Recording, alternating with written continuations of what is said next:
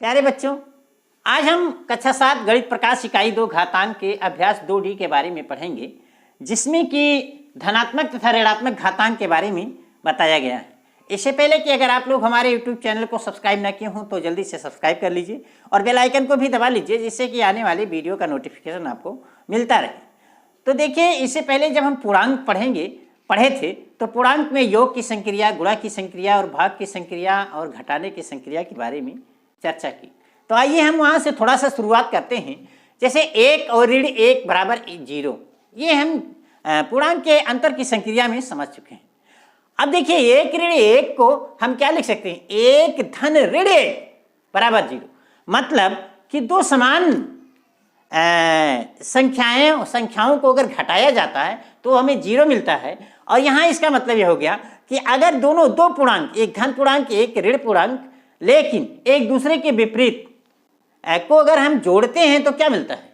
0 मिलता है। चलिए हम इसे घात के रूप में लगाते हैं। अगर मान लीजिए कि 2 पर घात 1 ऋण 1 है, यहाँ तो हमने ये समझाने की कोशिश की थी 1 ऋण 1 है, तो इसका हम क्या लिख सकते हैं? 2 पर घात 1 धन ऋण 1। और जानते हैं कि 2 पर घात 1 ऋण 1 मतलब 2 पर घात 0 होता है। इसको हमने इतना लिखा, लेकिन 2 पर घात इधर क्या हो गया? 0 हो गया। अब देखिए कि आपको क्या नाम से घातांक के बारे में बताया गया था कि गुणा करते समय घातांक क्या कर लिए जाते हैं? जोड़ लिए जाते हैं। तो उसके आधार पे अगर उस सूत्र का हम प्रयोग करें तो यहाँ ये क्या हो जाएगा? 2 पर घात 1 गुणे 2 पर घात ऋण 1, क्योंकि 2 पर घात 1 धन ऋण 1 है। इसका मतलब कि 1 से मतलब उसी आधार पे 1 पर घात 1 हो जाएगा और दूसरे संख्या पर घात उसी आधार पे ऋण 1 हो जाएगा।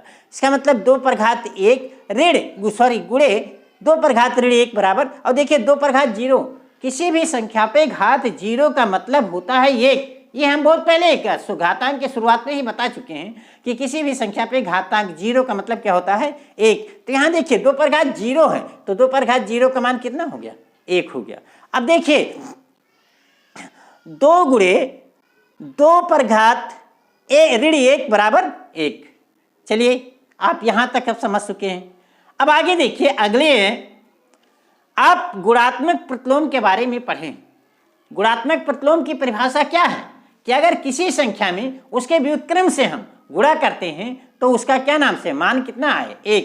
यानी किसी संख्या में किसी संख्या से गुणा किया जाए और गुणनफल 1 प्राप्त हो तो वो एक दूसरे के गुणात्मक प्रतिलोम होते हैं। तो यहाँ देखिए 2 में अगर 1/2 से गुणा करते हैं तो हमें उत्तर कितना मिलता है? 1 मिलता है। ये देखिए गुणात्मक प्रतिलोम की परिभाषा से है।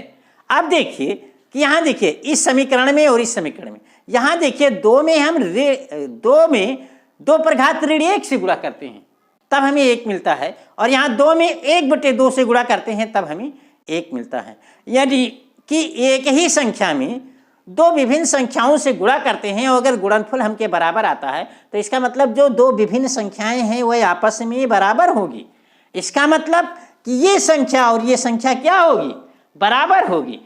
इसका मतलब कि अगर इन दोनों समीकरण से हम हल निकालें, तुलना करें, तो देखिए 2 पर घात ऋण 1 2 पर घात ऋण 1 और बराबर होगी 1/2 के। मतलब 2 पर घात ऋण 1 बराबर 1/2 के। चलिए एक उदाहरण और हम लेते हैं। 8 पर घात 1 ऋण 1 बराबर 0, यानी 8 पर घात 1 ऋण 1। और जानते हैं कि 1 ऋण 1 क्या होता है? 0 होता है। तो इधर 8 पे घात 0 हो गया। अब देखिए 8 पर घात 1 धन ऋण 1, इसे हम इस प्रकार से भी लिख सकते हैं। लिख लिया। यहाँ देखिए 8 पे घात 0 है तो 0 हो जाएगा। यहाँ देखिए चूंकि घातांक में वही नियम लगाते हैं कि अगर गुणा करते समय घातांक क्या करते हैं? जोड़ लिए जाते हैं। तो ये क्या हो जाएगा? 8 पर घात 1 गुणे 8 पर घात ऋण 1, और ये बराबर, चूंकि किसी संख्या पे घात 0 का मतलब 1 होता है, इसका मतलब यहाँ ये 1 हो जाएगा। यहाँ देखिए 8 को हम क्या लिख सकते हैं? 2 गुणे 2 गुणे 2, यानी 2 पर घात 3। 8 को हम क्या लिख सकते हैं? 2 गुणे 2 मतलब 2 पर घात 3। 8 को हम 2 पर घात 3 लिख सकते हैं। चलिए हमने लिख दिया। अगर 8 2 पर घात 3, चूंकि ऊपर घात लगा था तो 1 लगा था तो 1 लगा दिया। यहाँ देखिए 2 पर घात 3 और ऊपर घात ऋण 1 लगा था तो हमने 1 लगा दिया, और बराबर इधर क्या हो गया?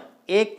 देखिए अगर गुणा ये इसको गुणा करें तो 3 एकम 3, ये 3 हो जाएगा। इसको गुणा करेंगे तो क्या हो गया, ऋण 3 हो जाएगा। यानी 2 पर घात 3 गुणे 2 पर घात ऋण 3 बराबर 1। अब देखिए गुणात्मक प्रतिलोम की परिभाषा ले लीजिए। गुणात्मक प्रतिलोम की परिभाषा क्या होगी, 8 गुणे 1/8 बराबर 1। अब देखिए 8 में हम और अच्छा 8 को हम 2 पर घात 3 लिख सकते हैं, यहाँ आपको बता चुके हैं। तो ये 2 पर घात 3 गुणे 1/2 पर घात 3 बराबर 1। अब देखिए अगर इन दोनों समीकरणों की हम तुलना कीजिए तो देखिए 2 पर घात 3 यहाँ भी है, 2 पर घात 3 यहाँ भी है, गुणा करने पर 1 यहाँ भी आता है, 1 यहाँ भी आता है। इसका मतलब कि 2 पर घात ऋण 3 1/2 पर घात 3 के बराबर होगी। 2 पर घात ऋण 3 बराबर 1/2 पर घात 3 के बराबर होगी। इसका मतलब कि 2 उदाहरणों से आप समझ चुके हैं कि ऋणात्मक घातांक क्या होता है, वास्तव में उसका व्युत्क्रम होता है, किसी भी संख्या का व्युत्क्रम होता है। इसका मतलब ये एक हम सूत्र लगा सकते हैं कि a पर घात m ऋण m बराबर 1/a पर घात m। अब आगे हम अभ्यास 2D में इसे और विस्तृत अध्ययन करेंगे। तब चलते हैं अभ्यास 2D पे। देखिए ये अभ्यास 2D का पहला सवाल दिया गया है जो कि बहुत ही आसान है। 3 पर घात 4 गुणे 3 पर घात 5 और गुणे 3 पर घात ऋण 9 का मान ज्ञात कीजिए। आइए इसे हल करते हैं, बहुत ही आसान है। देखिए 3 पर घात 4 गुणे 3 पर घात 5 और गुणे 3 पर घात 9। इसमें हम पहला नियम लगाते हैं कि गुणा करते समय घातांक जोड़ लिए जाते हैं। तो चलिए गुणा करते समय घातांक जोड़ लिए जाते हैं तो वो सारे नियम लग गए। तो 3 पर घात 4 और धन 3 पर घात 5, चूंकि यहाँ ऋण लगा है तो ऋण 9। अब देखिए अगर हम ये जोड़ेंगे तो 5 4 9 ऋण 9, इसका मतलब ये 3 पर घात 0 और किसी भी संख्या पर घात 0 का मतलब 1 होता है, तो इसका उत्तर आपका 1 हो जाएगा। देखिए ये सवाल नंबर 2 कहते हैं 2/3 पर घात 2 गुणे 4/9 पर घात 2 और गुणे 2/3 पर घात ऋण 4, इसे हल करना है। तो आइए यहाँ पर ये देखिए कि 4/9 को हम भी 2/3 आधार में बदल लेते हैं। तो देखिए 2/3 पर घात 2 गुणे 4/9 पर घात 2 गुणे 2/3 पर घात ऋण 4। जब 4/9 को हम 2/3 लिख सकते हैं, 2/3 के पर घात 2 लिख सकते हैं, क्योंकि 2 दूनी 4 और 3 त्रिका 9। तो ये क्या हो जाएगा 2/3 पर घात 2 गुणे 2/3 पर घात 2। चूंकि इस पे घात 2 लगा था तो घात पर इस पर घात 2 पर भी घात हो जाएगा, तो इसका मतलब 2/3 पर घात ऋण 4। अब देखिए इसको गुणा करेंगे तो क्या हो गया, 2 दूनी 4 हो जाएगा। और देखिए अब यहाँ क्या हो जाएगा, देखिए यहाँ पर 2/3 पर घात 2 गुणे 2/3 पर घात 4 और यहाँ 2/3 पर घात ऋण 4 हो गया। अब देखिए फिर वही पहला नियम आप लगा दीजिए कि गुणा करते समय घातांक जोड़ लिए जाते हैं। तो जोड़ लीजिए घातांक को। 2/3 पर घातांक यहाँ देखिए 2 घात है, यहाँ देखिए 4 घात है, यहाँ देखिए ऋण 4, तो 2 धन 4 ऋण 4, तो 4 और 2 6 ऋण 4, 2/3 पर घात 2 और 2/3 पर घात 2 मतलब 2/3 गुणे 2/3, इसका मतलब 4/9 इसका उत्तर हो गया। देखिए सवाल नंबर 3 कहा जाता है कि 1/2 पर घात ऋण 2 गुणे 2 पर घात 2 का मान क्या होगा। इसमें 4 विकल्प दिए गए हैं, कोई एक विकल्प सही है, तो आइए इसे हम हल करते हैं। 1/2 पर घात ऋण 2 गुणे 2 पर घात 2। देखिए 1/2 पर घात ऋण 2 को हम इस तरह से लिख सकते हैं कि 1/2 पर घात ऋण 2, क्योंकि ये अंदर जब आएगा तो 1/1 पर ऋण 2 घात हो जाएगा और 2 पर ऋण 2 घात हो जाएगा। तो 1 पर जब कितना भी घात रहे तो उसका उत्तर 1 ही आता है। तो 1/2 पर घात ऋण 2 और गुणे 2 पर घात 2 हो जाएगा। देखिए इसको हम क्या लिख सकते हैं, 1/2 पर घात ऋण 2 मतलब कि 2 पर घात 2 लिख सकते हैं, क्योंकि ये सूत्र अभी आपको हमने सिद्ध किया है कि a पर पावर m, a पर घात m बराबर 1/a पर पावर घात ऋण m। इससे देखिए अब क्या सिद्ध होता है कि 2 पर घात 2 धन 2, क्योंकि गुणा करते समय घातांक जोड़ लिया, 2 पर घात 2 धन 2, तो ये 2 हो गया 2 पर घात 4। अब देखिए 2 पर घात 4 मतलब कि 2 का 4 बार गुणा और इस प्रकार से 16 आपका उत्तर हो गया। तो इस प्रकार से देखिए 16 आपके चौथे विकल्प में दिया गया है, इसका मतलब चौथा विकल्प इसका सही है। देखिए सवाल नंबर 4 कहते हैं कि 3 पर घात ऋण 2 गुणे 3 पर घात 5 का मान क्या होगा। यहाँ 4 विकल्प दिए गए हैं, इन्हीं चारों में से कोई एक सही है।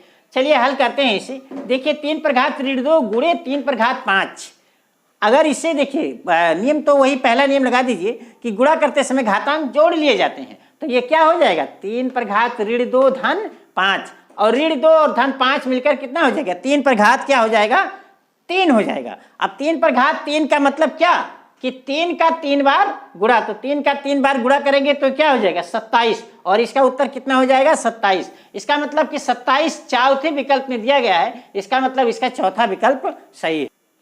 देखिए सवाल नंबर 5 कहते हैं निम्नांकित को सरल कीजिए। इसमें पहला पार्ट दिया गया है कि 1/3 पर घात ऋण 2 गुणे 3 पर घात 2 और भागा 3 पर घात ऋण 3। तो आइए इसे हल करते हैं। अब देखिए 1/3 पर घात ऋण 2 को हम 1/3 पर घात ऋण 2 लिख सकते हैं, और देखिए 3 पर घात 2 है तो ये 3 पर घात 2 हो जाएगा। देखिए यहाँ हम मतलब 3 पर घात ऋण 3 को क्या लिख सकते हैं 1/3 पर घात 3, क्योंकि सूत्र में क्या होता है 1/a पर घात ऋण ये बराबर होता है 1/a पर पावर m के।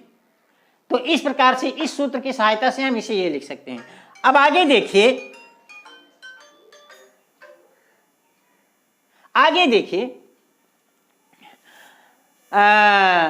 इसे हल कीजिए। अब देखिए इसे नीचे है तो ये ऊपर जाएगा तो क्या होगा 3 पर घात 2 गुणे 3 पर घात 2, और गुणे ये देखिए ये भी ऊपर जाएगा, गुणा हो जाएगा तो ऊपर जाएगा 3 पर घात 3 हो जाएगा। अब देखिए गुणा करते समय घातांक हम जोड़ लेते हैं, तो घातांक जोड़ लीजिए 3 पर घात 2 धन 3 और 3 पर घात 7, इसका उत्तर हो गया।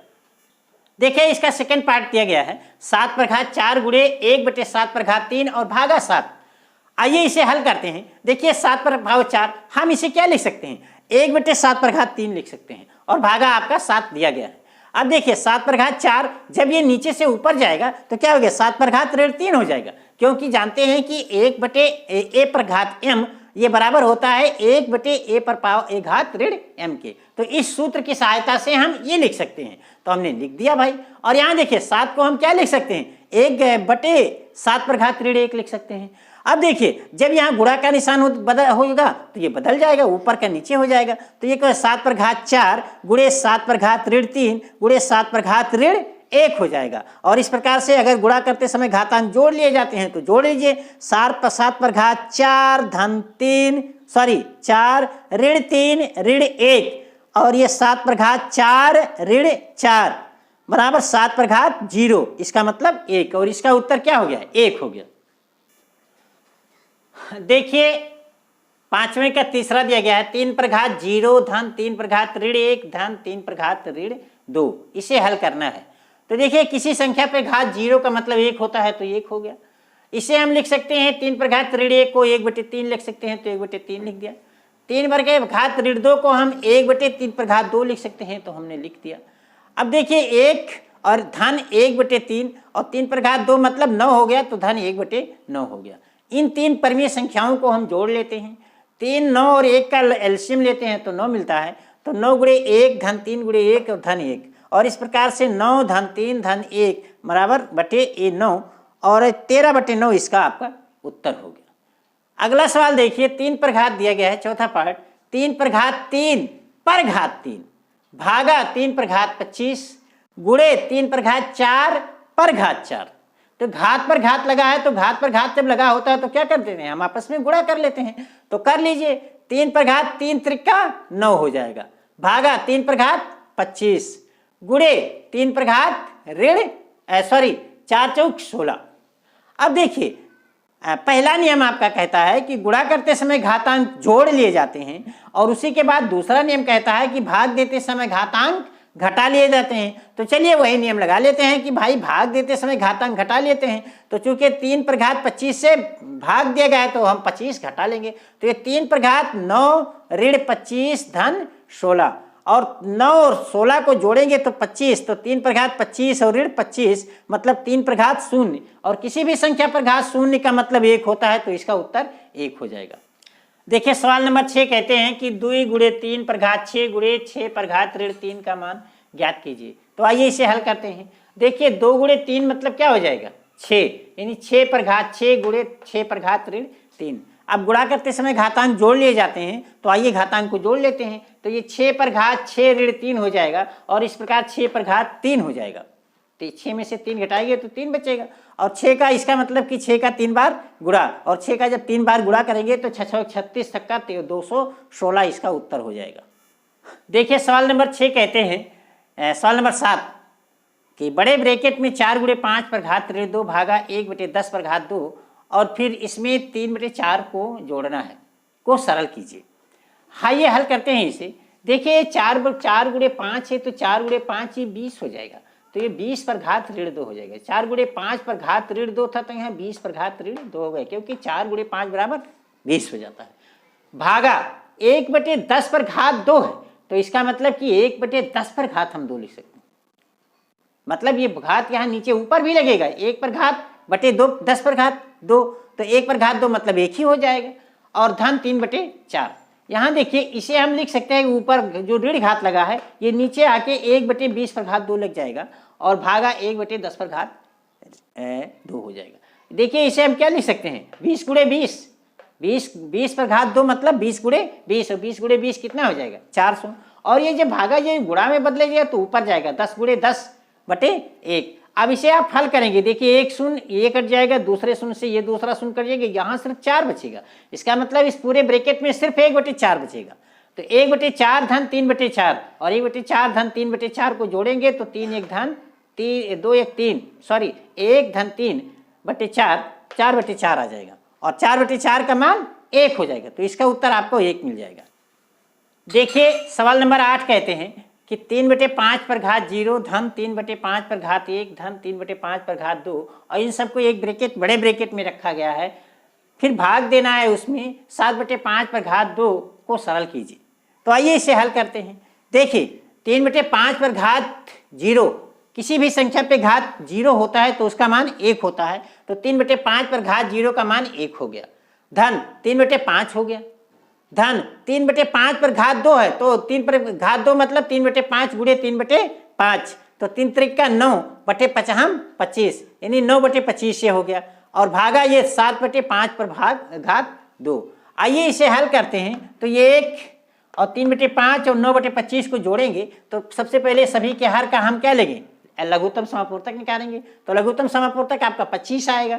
तो ये हो जाएगा 25 गुणे 1 धन 5, यहाँ देखिए 5 से ऊपर नीचे गुणा करेंगे तो 5 धन 3, 5 गुणे 3 और धन 9, और इस प्रकार से ये 25 एकम 25 धन 5 3 15 धन 9/25 हो जाएगा। और इधर देखिए भागा 7/9 7/5 को हम घात 2 लगा है तो ये 7 7 49/25 हो गया।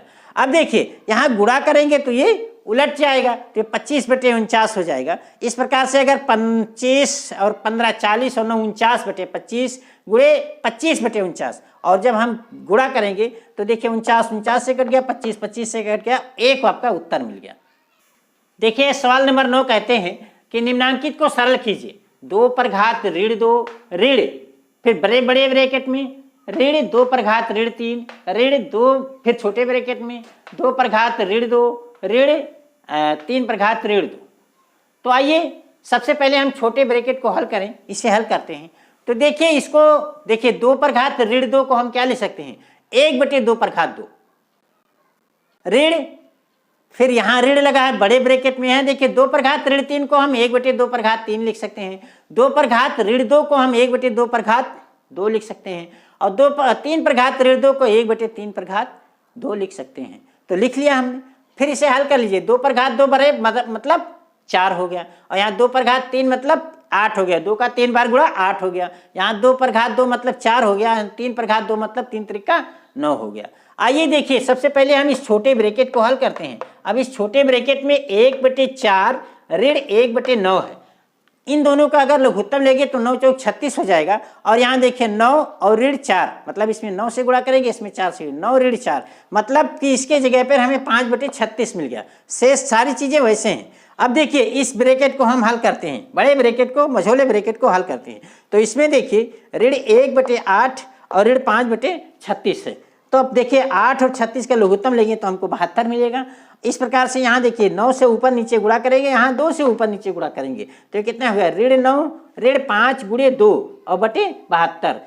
अब देखिए यहाँ से हम यहाँ चलते हैं, यहाँ देखिए वही 1/4 ऋण 9 और 5 दूनी ये 10 ऋण 10/72। देखिए ऋण 9 और ऋण 10 मिलके ऋण 19 हो गया, तो ऋण 19/72। अब देखिए अगले लाइन में चूंकि यहाँ भी ऋण और यहाँ भी ऋण, तो इस ऋण का गुणा ये धन हो जाएगा, तो ये 1/4 धन 19/72। अब इसे हल करेंगे तो 72 और 4 का लघुत्तम लेंगे तो हमें फिर 72 मिलेगा, तो इसमें हमें 18 से गुणा करने पड़ेगा, तो 18 धन 19/72 और 18 19 मिलके 37/72 आपका उत्तर हो गया। इसके साथ ही ये अभ्यास 2D समाप्त हो गया। अब हम अभ्यास 2E में आपको अगले वीडियो के साथ मिलेंगे, तब तक के लिए।